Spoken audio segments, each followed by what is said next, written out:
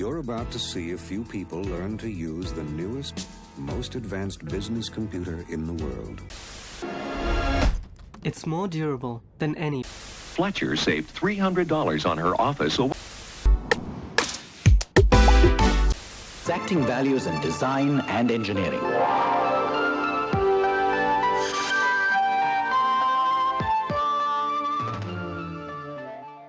Whee! Oh! I love old technology. Something about the bulky mechanical nature of it just feels so much more physical and so much more interesting to me. For example, I love to collect VHS, and this is my VCR. I got it from a thrift store a few years ago in Idaho Falls. It used to belong to a Mr. Wendell Wag something. Well, Mr. Wendell, I guess it's mine now. And there's just something about feeling physical media like a VHS, or playing on an old CRT television that took up your entire desk space. A lot of it, most of it, was before my time, but there's something almost magical about it. There's one type of video game that captures my fascination like no other.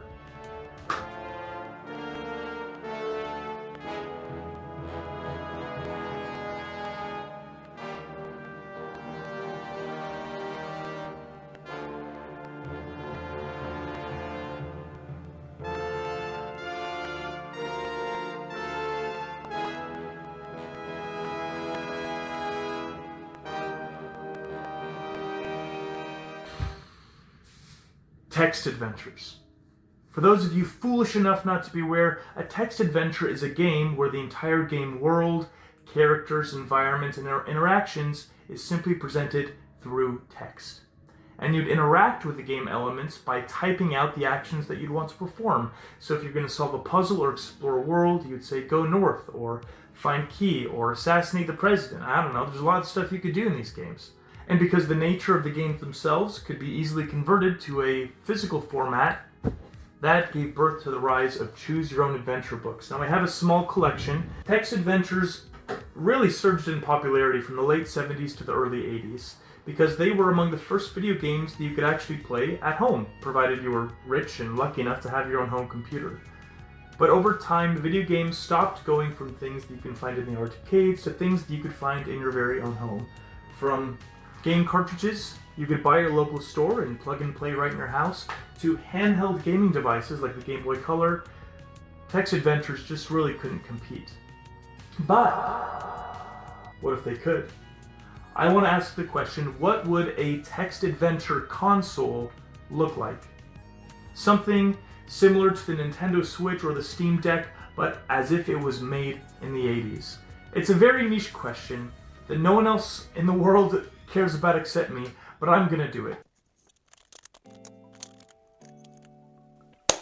Alright, my fine feathered friends, if we're gonna do this, we have to answer the very first question, which is how is this thing going to work? And that is actually a very easy question to answer. This is a Raspberry Pi. No, not the kind that your grandma makes after she runs over your cat.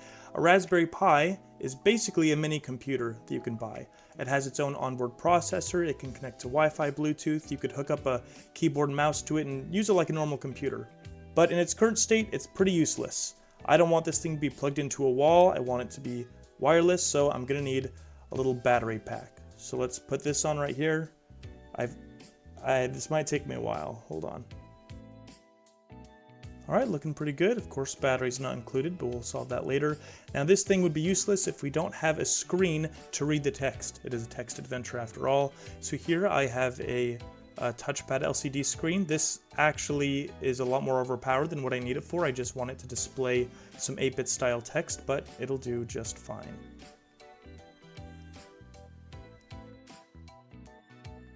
There we go. Easy as pie. So that's our compute unit with a screen, but how are we going to control this thing? Now, a typical text adventure would have you type the actions that you'd want to perform into a keyboard, but I think adding that, though would be possible, would make things more bulky and complicated. And to be honest, if you ever played old text adventures, using the keyboard to put in actions was pretty inconsistent anyways. Half the time you'd just be scrambling, trying to figure out what the game wanted you to say. I thought of a system that would actually be closer to a choose-your-own-adventure book.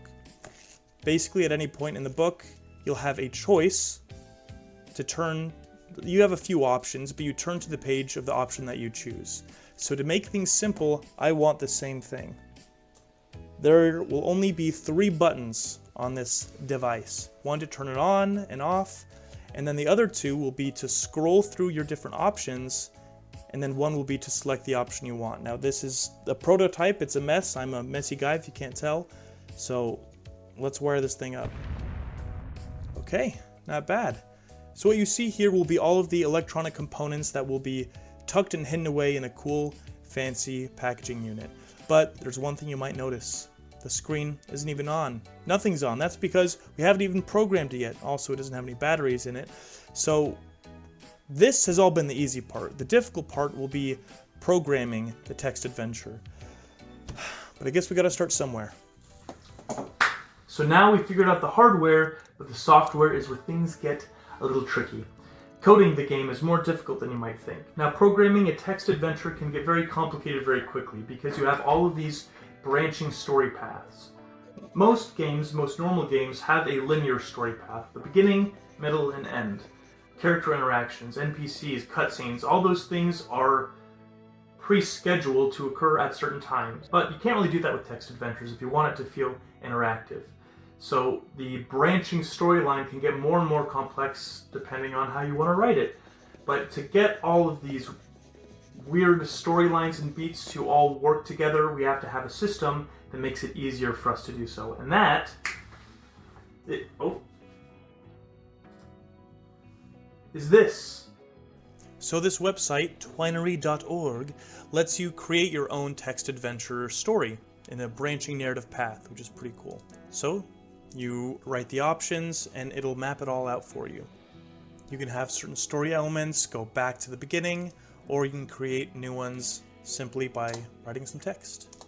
And the best part about this, the pièce de résistance, is that I can take this game that I just made and export it as a .twi file that, after some careful massaging with some Python code, can be fully playable on my machine, just with a few updates. But that doesn't seem very analog to me. I want something like a physical cartridge that you find underneath your couch cushion that's caked in Reese's peanut butter cups and Nickelodeon slime. You give it a classic gold, you plug it in and you're ready to go. That's the kind of feel I want. Not something that connects to a web page, but something that I can download to a physical media like a cartridge, plug it in, and then enjoy the ride.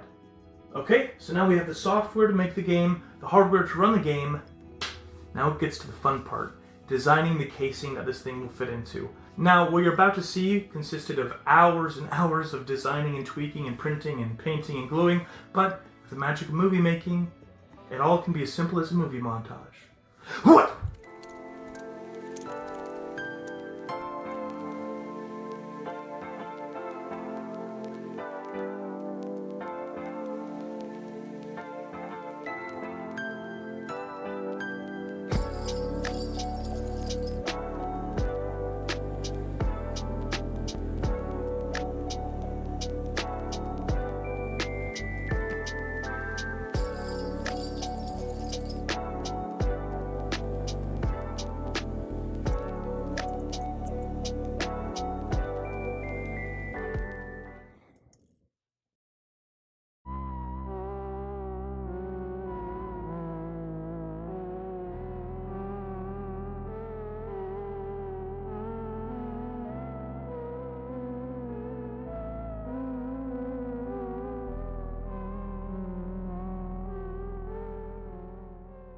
There it is.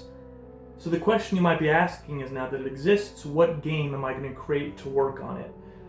There are a lot of options to choose from. I could take a pre-existing text adventure, one of the old ones, the original ones, or I could take a choose-your-own-adventure book and convert it to digital format.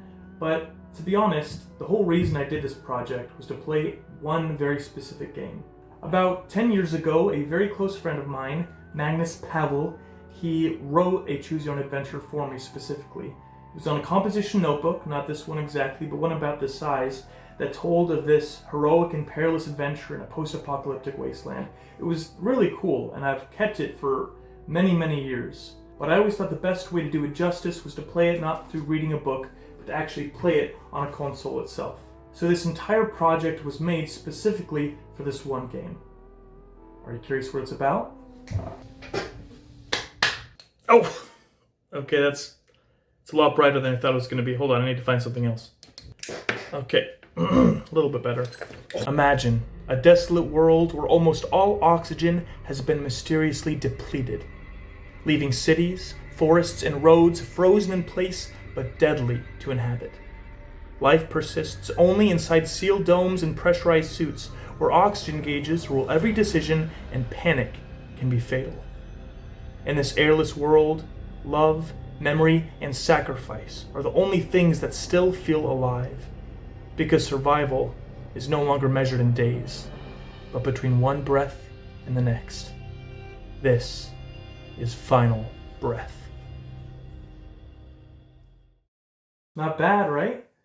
The funny thing is that when I first played the game that he wrote for me, like 8-9 years ago, I never finished it. I thought I got all the endings, but I never realized how in-depth the story was until I actually started to code it for this project of mine. And when I was transcribing the entire story, as you can see, it's a lot more in-depth and complex than you might think at first. The TAS 2000 text adventure system. This project was super fun to create. It took a long time, but I'm very grateful that I did it. And in some way I was able to immortalize a precious memory of the past in a new and yet old school way. Thank you, all 5 of you, for getting to the end of this video and watching. If there's enough interest in this video, I could make other games for the TAS. I could make other products of a similar kind. Just let me know what ideas you have in the comments down below. And if you want to play Final Breath for yourself, I got good news for you. Because also in the description down below, there's a hyperlink where you could play the text adventure on your browser with your phone, tablet, microwave, whatever.